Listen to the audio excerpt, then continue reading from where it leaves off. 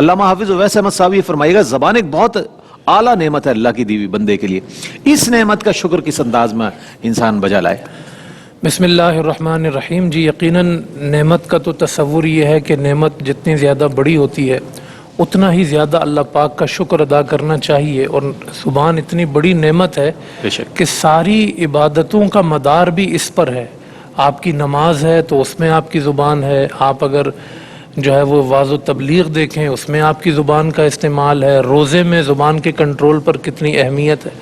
اسی لیے آپ صلی اللہ علیہ وسلم سے ایک مرتبہ کسی نے پوچھا کہ یا رسول اللہ صلی اللہ علیہ وسلم یہ بتائیں کہ جہنم سے کیسے بچا جائے؟ جی تو آپ صلی اللہ علیہ وسلم نے نماز، روزہ، زکوٰۃ، حج ساری چیزیں بیان فرمائی اور نیک چیزیں بیان فرمائی۔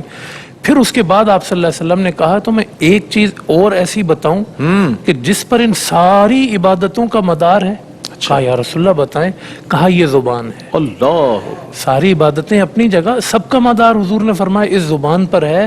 اگر یہ درست ہوگی تو سب درست ہوگا، یہ غلط ہو جائے گی تو سب غلط ہو جائے گا۔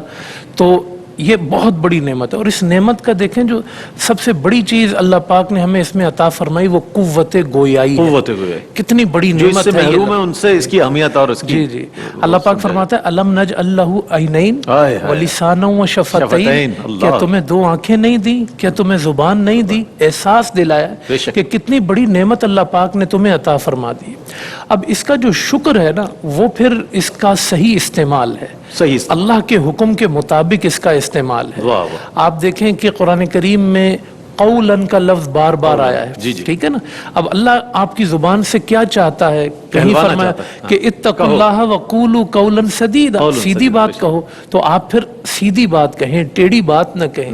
والد کی بارگاہ، والدین کی بارگاہ میں ہیں تو وقل لہما قولا کریما، کریم بات کریں آپ ہیں جی۔ تبلیغ کرنے جا رہے ہیں تو قولا لینا، آپ نرم بات کریں۔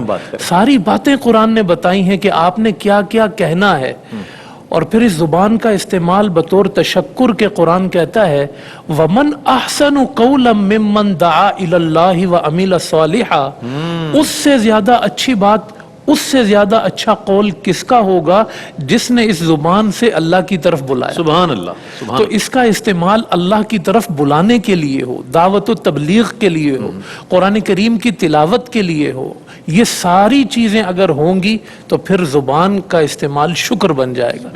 ہر نعمت کے بارے میں اللہ پاک پوچھے گا ان السمع والبصر والفؤاد کل اولئک کان عنہ مسئولا، آپ سے پوچھا جائے گا، اور اس زبان سے آپ نے کسی کو اذیت دی ہے وہ پوچھا جائے گا۔ قیامت کے ان سارے اعمال انسان کے برباد ہوں گے تو وہ کہے گا کہ میں تو مفلس ہو گیا، یہ کیسے؟ تو کہا کہ اتنے جو ہے قرض دار کھڑے ہیں، تم نے کسی کو یہ کہا تھا، کسی کو یہ کہا تھا، وہ سارا جو ہے نا ختم ہو جائے گا انسان کا۔